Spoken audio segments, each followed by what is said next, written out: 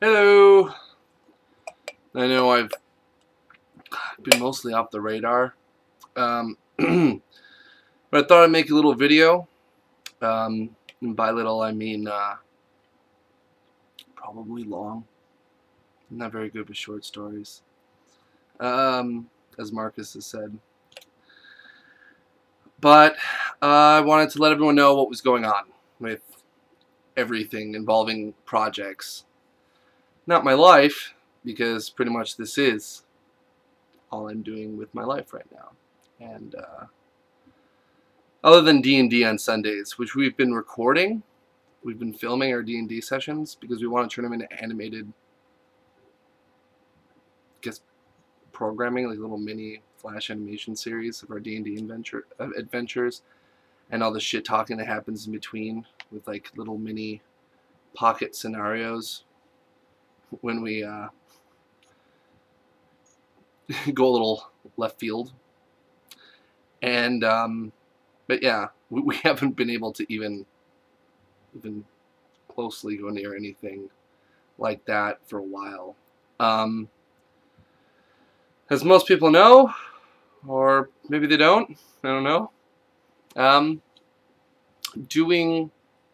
wrote something called Hoax. Hoax. I said a little Canadian, didn't I? Must be the Molson. I'm drinking Canadian beer right now, so I might, I have a few more of these and my door is going to automatically unlock, and I'm going to start pouring gravy on my french fries. But anyways, as you can tell, I'm tired. This is where I got my beer. Hoax. It's a detective story. Hunts down the supernatural with his designated driver, which he's just called Double D. I figured as a form of angsty, egomaniacal directing, I might withhold his name for all time. You know, just in case if I ever lose it. More. But yeah, that originally, everything was great for the funding. I mean, we sent it out, and I mean, I was so worried that we weren't going to have anyone who wanted to pay a young group like us any money to create Hoax, the pilot. And I did a video, ironically enough, which was up for like 15 minutes, I think. I made a video of me reading the script where I did the voices. And I always imagined Double D as Marcus, so I did Marcus's voice. It was pretty entertaining. But I got a call right away from one of my good friends, because I asked him for help. I was like, hey, you do all the things in New York City and all of that good stuff. Do you think we can get funding for this? I made a production thingy with the lists and the other stuff. I am absolutely miserable at business. I mean, I'm bad at numbers. I don't like numbers. I don't. Going through prop lists and sets, that's kind of hilarious to me, because then I get to look at the prop list and realize how insane, what something we've worked on is. But yeah, so I did my best using my silver tongue to at least get us out to be viewed, and that worked pretty well, ironically enough. And I had to take down the video right away because it was being looked at and is now under, or was under review, and now we either need to wait to get our own deal with this like investing pool. I always pictured them, I always imagine them as like the Illuminati. Like, whenever I think about them in New York, they're just in a dark room, a circular table, everyone's faces are silhouetted by a light in the back and just one spotlight on the measly script, little packet with like a little sideways stamp, Hoax, classified. And so we were either supposed to wait to get a deal of our own because they pool and connect other investments together sometimes. No idea why. Good for them. I'm sure this is a very good reason.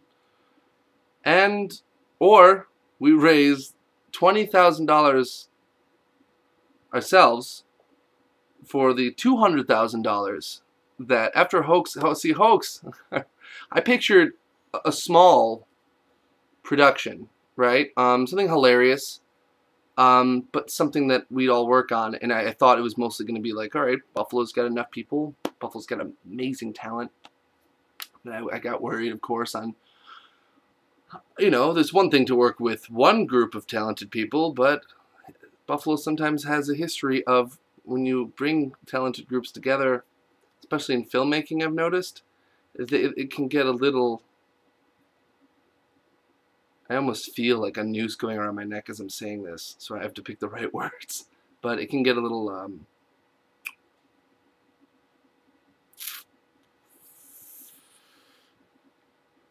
a little competitive. Yes!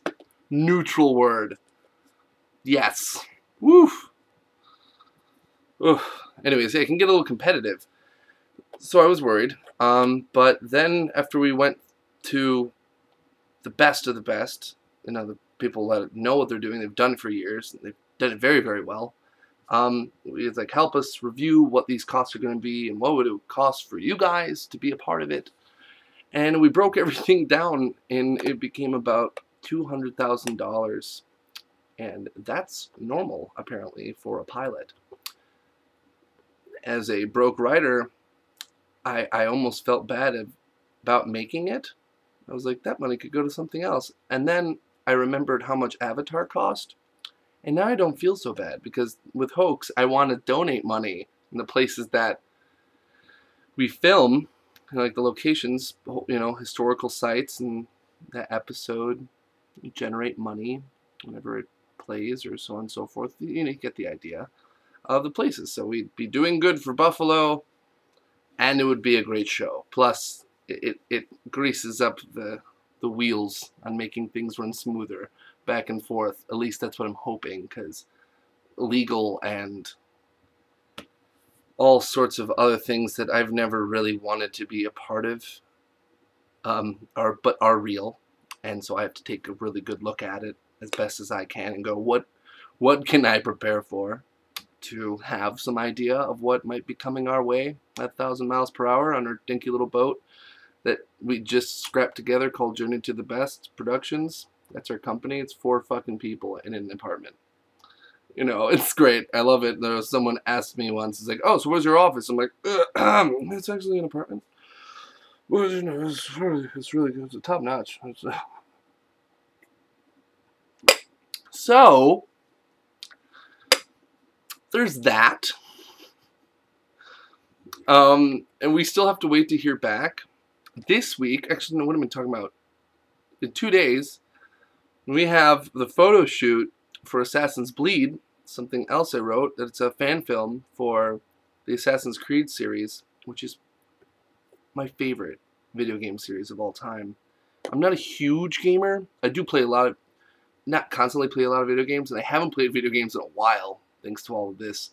But I love the story of Assassin's Creed because it only takes a few closer looks at the canon in the history to find some very interesting things and reversed coincidental messages hermetically. If you don't know what Hermeticism is, don't feel bad. It almost was destroyed, and then it was borrowed and other stuff. I don't want to say it because I don't want to get shot by the powers that be. But so there's that, and that I'm looking forward to, because this is a photo shoot promotionally. It'll have Brandon Williams in it. Brandon Williams is one more person who has his shit together, and the people he's worked with, and the people he's recommended to us.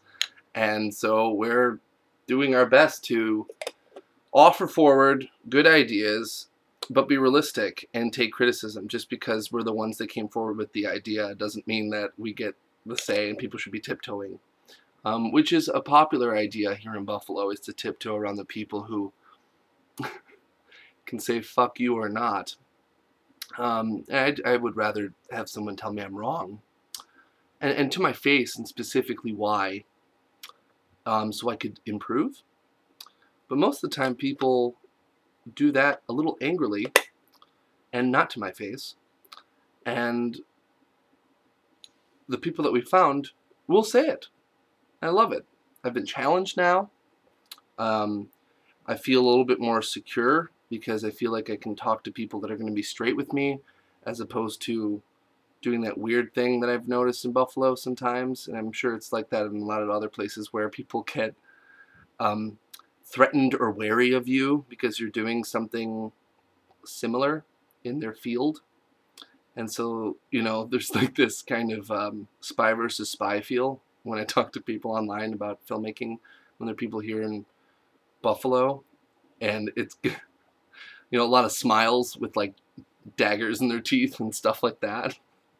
And I'm like, I mean, a few years back, I'd have been right there. I'd be like, oh, this is great. Get to be creative and an asshole. I'm done. I mean, I'm still an asshole sometimes, but it's very just whether I'm tired or being cranky or sometimes just for fun. And it's not like really being an asshole, just pretending to be an asshole. But I have my real moments, of course, still. All humans there, but I'm trying my best because I really, it was one thing for me to be a writer on my own, and by writer on my own, I mean a writer that was writing by himself. It was rarely alone. Always had amazing people that helped me along the way. I didn't appreciate it at the time, but I've had a lot of time to grow and reflect. And yeah, but now, you know, I've got Megan and Marcus and Amanda, and it's my writing, but our project. But if it's my writing, I want to make sure that I'm not leading them with false hope or anything like that. So I'm trying to be like, this is good, and I'm glad you guys like it. Let's hear what other people have to think. Yeah. And so I'm trying to do my best not to ruin anyone's life in working with me, as I've been known to make some very legendary mistakes. Not even with work, just as a person. But that's basically what I've been working on, both that and myself, during this process. So this Assassin's Bleed, Hoax, and now this is the reason I've been even further away from most people, and I don't go to parties, you know, stuff like that. I basically try to bring people to the house, but just a few, or mostly the only thing that's like party, or to me the thing I look forward to at the end of the week that isn't like work or design or this and that based, or with being an art director, which is basically for someone me that's not technical, pointing at things and be like, do that thing, I don't know, click the button, you did it before and now this fucking, the beak looks like a lava lamp, I hate you all. And then, you know, I can't do that all the time. So there's D&D, which, as funny as it sounds, is like my golden cloud at the end of the week. I'm like, yes, it has nothing to do with anything I have to do in that room, or with the journals, or that journal, or this thing, or approving the art, or touching up this thing with the other team. And it's nice. It's just nice. And I get to see people that I don't see as much, which is funny, because the whole reason I want to do this, why I want to be, like, I want to push my work higher up than just starting out and going like, oh, books and this and that. I want to make it as grand as possible. This work to be as beautiful and compelling and inspiring as possible, is to maybe have enough freedom to bring my friends together more often and on less auspicious or comparative or negligent terms. Just you're here, I'm here, well, look at that, we should have a one, let's do the thing, let's go to the park, and we'll do it more often than once a fucking month, or every 3 months, or, it's scary. I understand now. When I was a kid, I used to think like, oh fuck, this is what adults do. This is how adults fucking...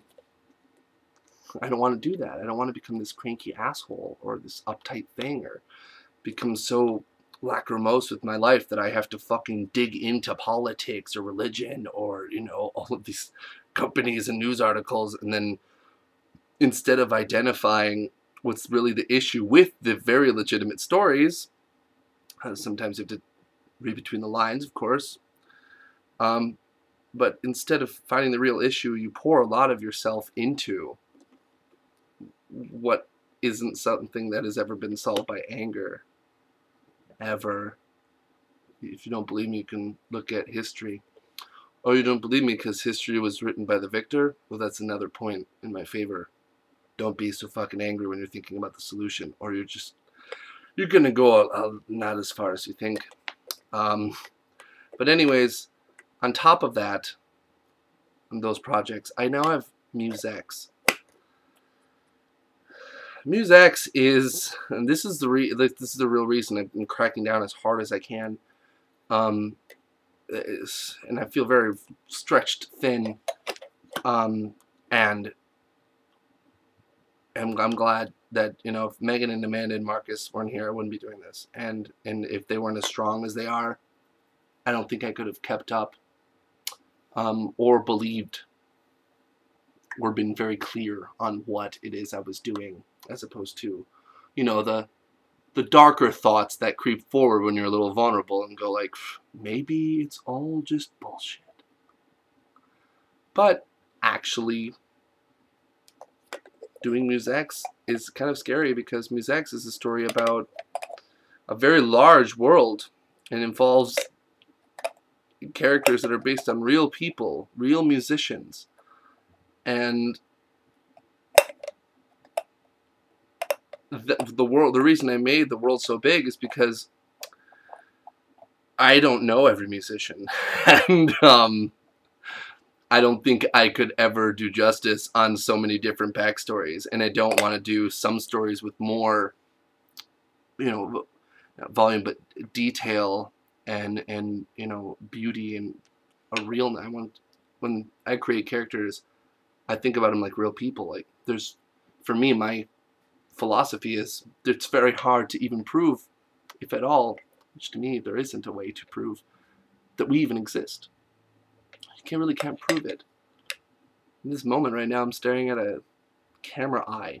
It looks very scary, and I'm in a room, but I couldn't know surely if it was real or not. And if that's the case, but I have faith.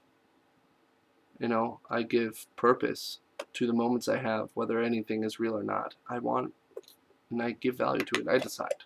I decide. There's the, you know, part of me that's a homo sapien. It's like, yeah, fuck, I will decide. I am the master and the commander of my own fate and destiny. But I do the same thing with my characters. Anyone I meet, I go, there's a chance you exist somewhere else. And there's like that little cosmic irony that you think the universe would pull a prank like that and be like, yes, and do you know that they read about you in their world? Because, I'm the universe and I've got a great sense of humor. But if that's the case, that world, you know, there's a lot of DJs in the world, and that it's supposed to be like a marketing tool, but a storytelling engine. And the world is so big, no one has to run into anyone else, you know, if they don't like each other or anything like that. Again, I'm just making the wiggle room. But there's a lot of people now, apparently, that want to make that project go forward. And they're people that are dedicated, and some of them were there for the very beginning of its conception, the conception of the idea. And I just don't want to fail. I don't want to, it's not even failing, I just don't want to do any harm. That's really the thing, because it's me that's failing. But I just don't want to do any harm. And as many times as I've offered and I've gone, well, you could do this or that, or if anyone wants to come in and do this and take the reins or any, it's never been fully drawn towards. Get people that talk a lot, or people that have other things in their life that there's just no room for that responsibility, or they're not interested. But it's tough, and I'm gonna need a lot of help. And I mean, I've got the people that know what they're doing, and the people that are like, technicians and cameramen, and this and that, and that's how you do this, and that's how you do that. But I need people. Like me personally, I don't just need the people that are professionals. I also need people that I can speak to. It's so hard, it seems like, to talk about anything but business or what is going on with this. And anything about your personal life is rounded up into 30 seconds of, well, it's about time to go. And so you try to cram your whatever's been happening to you. Like, oh yeah, I did this thing and that thing, this thing. Like, oh yeah, I did this thing and that thing and that thing. Okay, goodbye. And that's it. That's it. And it's tough for me to get a gauge on a lot without human interaction for me. That was my big problem in my past. But anyways, it's all going good. These are just, it's the resonance of my doubt and my hopes, my ambitions, my fears. And of course, it's all held together and just weak enough to not be overwhelming because of love. Call me romantic, but it is. Love of people, love of whoever's watching this, love of my characters. To the one time I decided to scribble down some ideas on a piece of paper, and then I realized I had a good feeling from it, and that there was potential for it, and that I found potential in myself by reviewing my work. You get a sign like that, don't run away from it, and don't ignore it, please. I mean, don't let it take over your life either, though. Instead of becoming an egomaniac. Guilty. Living in the past. Not so much now. More like an ego rehab. I've got a lot of chips, you know, and I've made it a few years. But yeah, no, it's real easy to relapse. And that's why I want people. So that's just to update everyone. I knew it. 22 minutes. Bullshit. I knew I could make a short video about this. But that's been a lot about it.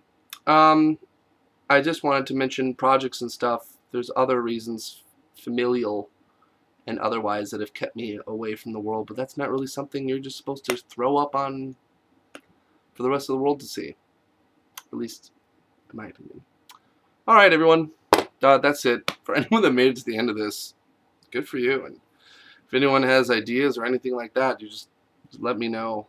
And I miss hanging out with a lot of people. I miss it. Like, I miss just hanging out. I've always got something going on in my head. It just won't shut the fuck up. And it's like, if I'm done, I'm exhausted from one project, I go to the next. And then I get even more exhausted and more exhausted. So even when people do hang out with me here at our apartment, I'm not as here as I can be. Alright, I love you all. Thanks. And, yeah, happy holidays. I don't really celebrate holidays, but happy holidays for everyone. Alright.